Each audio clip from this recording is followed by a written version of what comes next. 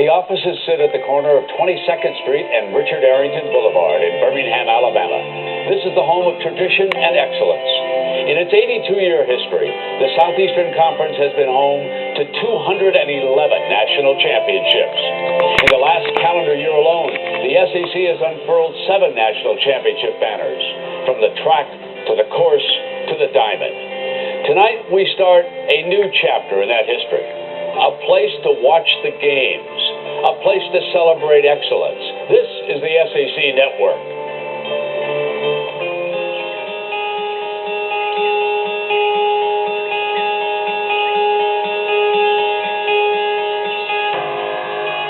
The first thing that comes to mind with SEC sports is passion. We win together, we lose together. It's brotherhood. It's a family. There's so many cool traditions that you see. It's really unique and really special, and I wouldn't trade it for anything in the world. We breathe it. We live it. It's part of my DNA. The will to win, it's so strong and powerful, and it drives the SEC. There's great history, great pageantry, great traditions. SEC, no matter what sport you're in, total domination. You're pretty much the best, and people know that. It's not just part of your life, it's part of all of your life. I'm proud of the SEC. It's simply a way of life for everybody.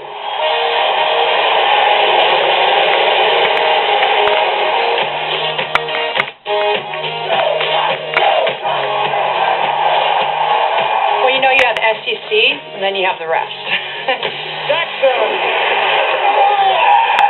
The best conference in the country. The fans are ridiculously crazy. The stadiums are crazy. Everything's bigger in the SEC. Those towns, those cities that support those teams in the state really get behind them and support them well. The team, your coaches, the university, and your fans are all united, and it almost takes all of those different pieces to make an SEC school. I think all of us are proud to have been a part of the conference. Even though I'm kind of the black sheep in the family, we do share that bond. It is a feisty conference. It is a driven conference. It is a surprising conference. If we had SEC colors, I would be wearing those colors. Competing at the highest level, that's what you want to be a part of. You want to be a part of the best and compete against the best. Coming from the SEC, I could hold my head up high a little bit and see I always played against the best. You're playing like a bowl game every Saturday. It's going to be a tough game.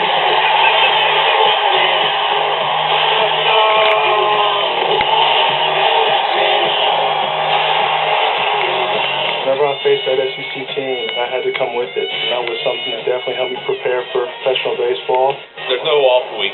Every week, if you're playing an SEC team, you better bring your best. The SEC competition is very intense, and I think that's why we continue producing NFL, NBA, Major League, and track stars.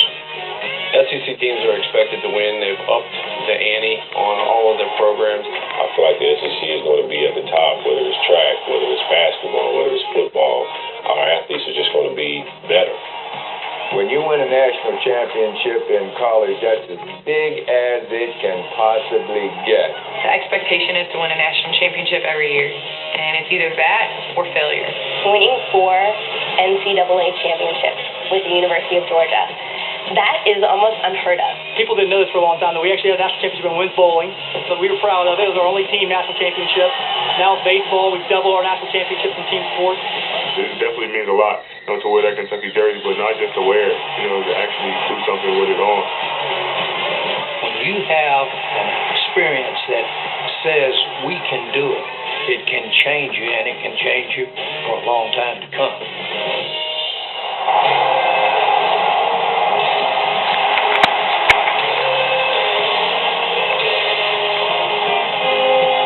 You're always going to have other people that will support you and help you. Not just the time you're there on campus, but the rest of your life. I think that you take your alma mater with you wherever you go, whether you're on the road or whether you're at home. It is just really a great atmosphere to be part of. You know, they put aside their jobs, they put aside whatever's going on in their life, and for that day, everything is focused on their team. Kids from the time they're 1 week old, it's just bred in them from the time that they step foot on this earth. SEC fans are wild. SEC fans are crazy. but SEC fans are awesome. Crazy, passionate fans that love their team. They're going to show up, they're going to be fired up, and they're going to be ready. We've had many, many victories over the years that we shouldn't have won, but because of the fans, because of his love and support, we've dominated. The greatest honor I ever had was to be an Ole Miss quarterback. That's what I grew up wanting to be. So that was my proudest moment. I'm blessed, man. I'm so lucky to have been part of the Auburn family, number one, but also just part of the SEC.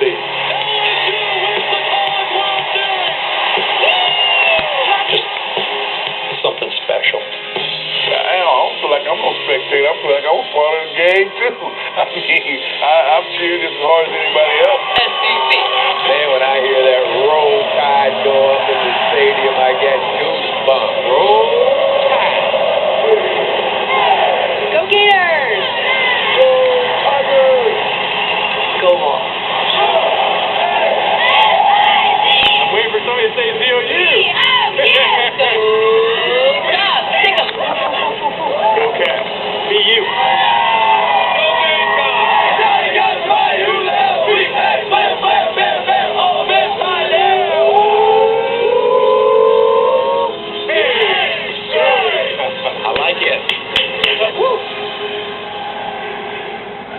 If Birmingham is the epicenter of the conference, Charlotte is the new home of the SEC network.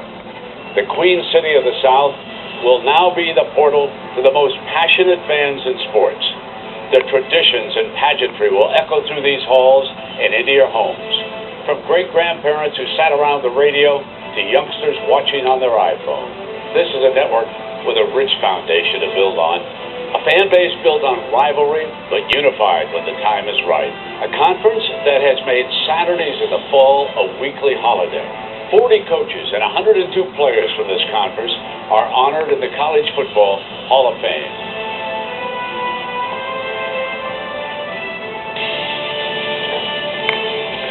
And we look forward to telling you all the great stories about these marvelous athletes, all the coaches in this conference, and certainly the most passionate fans in the world. Now for the next few hours, you're going to be in the very capable hands of our hosts for today, Dari Noka and Maria Taylor. Take it away, gang. All right, Brent, 14 days until we're together again in Columbia. Are you ready for that sideline, Coach Spurrier? Absolutely, all right. Head ball coach. The head ball coach, you got it right. We're not going to upset anyone off the top of the show.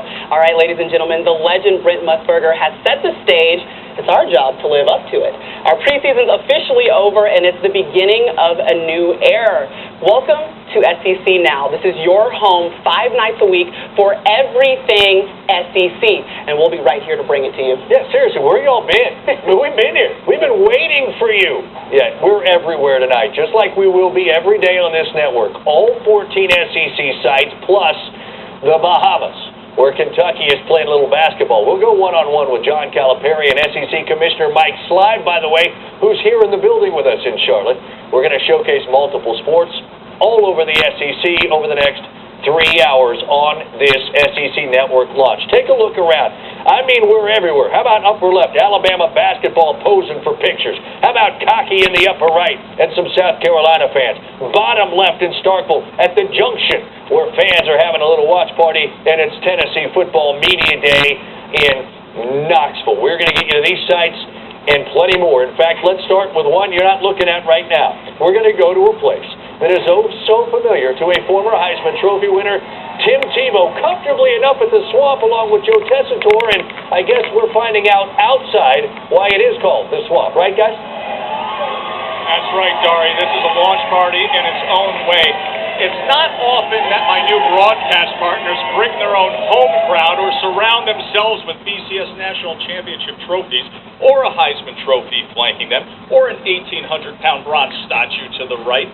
You're back in the SEC. What's it mean to you? Oh, it means the world to me. You know, it's honestly, it's in my blood. I've been a fan of the SEC since I was 6 years old. I got a chance to play in the SEC, so why not be a part of the best conference in college football? Has 45 minutes. You know how to play to them. You and I were just upstairs in the football offices, got some quality time with the coaching staff. Kurt Roper, new offensive coordinator, rest of the staff there with Will Muschamp. Most intriguing question for you to be answered with Florida football this year? Well, I think you got to look at Jeff Driscoll. What are we going to get? He's had a lot of highs. He's had some lows. What are we going to get out of him this year? And Kurt Roper, he's had a lot of success. He's been in the SEC for the last few years. He's been at Duke. What will he be able to bring to the Florida Gators this year? These Florida fans know their sports trivia very well. Like the fact that on this date, in 1987, a little boy was born in the Philippines who grew up to be a big boy. Happy birthday, Timmy! Thank you. I appreciate it, Look at what Joe. Albert's got for you. It's a little bit of sugar. It's not carb-free. Thank you, Albert. But enjoy yourself on your birthday. Thank you, Joe. Tim will be with Jeff Driscoll in just a little bit. Much more to come from Gainesville. Happy birthday. Oh, there it is. It's not just about being on campus, folks. It's about alumni and how everyone cheers on their school. We want you to stay involved. Show us how you're watching this launch. Give us some pictures, feedback. Hashtag SEC Network launch on Twitter. It's already blowing up. Well, there's a whole lot more to get to in our very first ever SEC Now. Texas A&M Heisman winner now taking snaps for the Browns, but with a tight quarterback race for Johnny Football's replacement, we'll talk to Coach Sumlin about that battle. And 2 Missouri coaches will join us. Okay, one's better known as the winningest head coach in Razorback history, but we're sitting down with him, and also the longest tenured coach in football, the SEC. Now, moving on to Nick Saban. He's a 4-time national champion head coach. He's sitting down with Marcus Spears when we come back. This is going to be the biggest show that I've played. We've been shopping at Belk our whole lives, and we can't believe they're going to launch a music career. Modern Southern style, it's fashion, it's music. It's being original. Belk's got great style. My favorite piece is the dress that I'm wearing. Out of thousands of people, Belk picked me to play tonight. I'm so excited to be a part of the Belk Modern Southern Musician Showcase. Belk salutes the winners of the Southern Musicians Showcase. Hear more music, see more styles, and learn their stories at belk.com/music. Doug and Casey are headed to the beach. Forgetting to deposit a check could have put their plans on hold. But Regions is helping Doug greenlight this moment of spontaneity by letting him choose immediate access to money from a check he's depositing in a snap. Regions Mobile Deposit lets you skip a trip to the bank and gives life the green light. Ready to move your life forward? Switch to Regions. We're a one-of-a-kind people. Always have been. Wonders and wanderers. Leaders and thinkers. We're risk-takers. Bold and brave. Together we're America. Together, we're one of a kind. You're crazy. The spread attack works great. I just don't think we're going to be able to run the ball out of it. She's right. It's a football myth that you can't run the ball out of the spread. It actually puts your best athletes in open space. But we'll talk more about that on Saturday.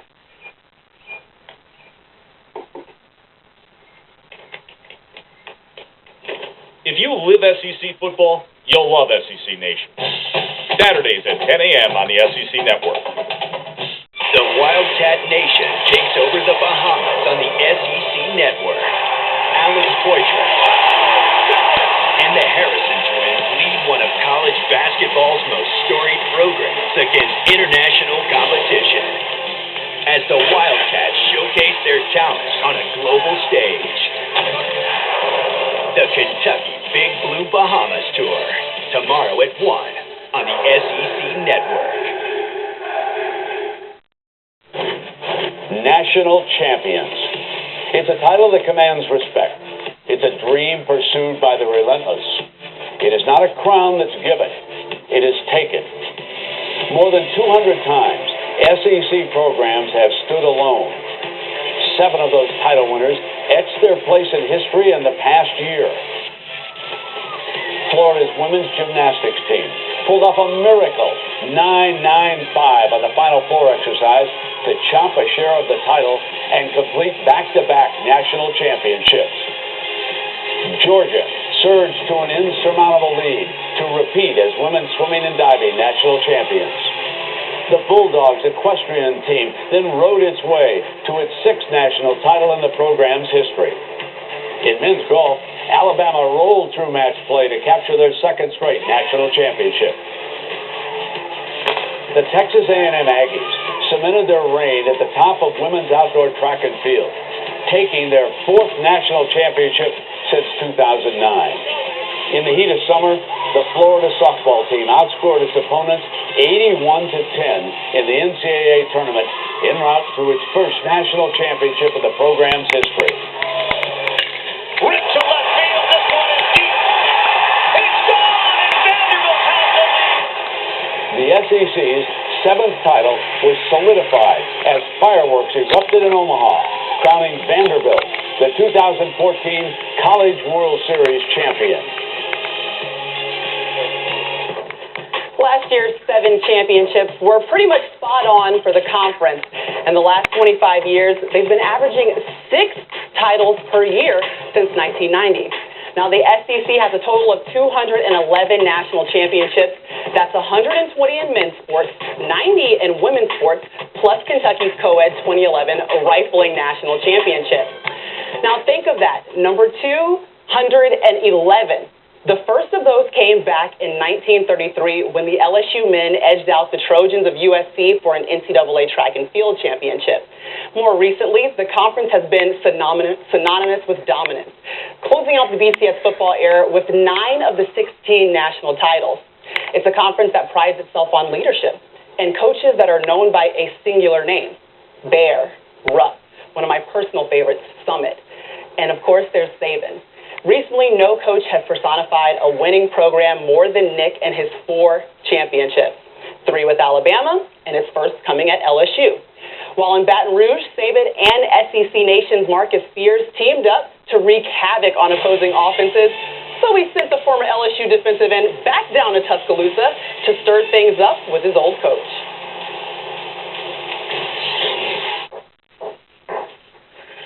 What's up, my man? How you doing, buddy? Good to see you. Good to see you. I know you're in the thick of things. I appreciate a couple minutes with you. Yeah, well, we're glad to do it. Always good to see you. Now, you know, it's kind of weird, me being in this office.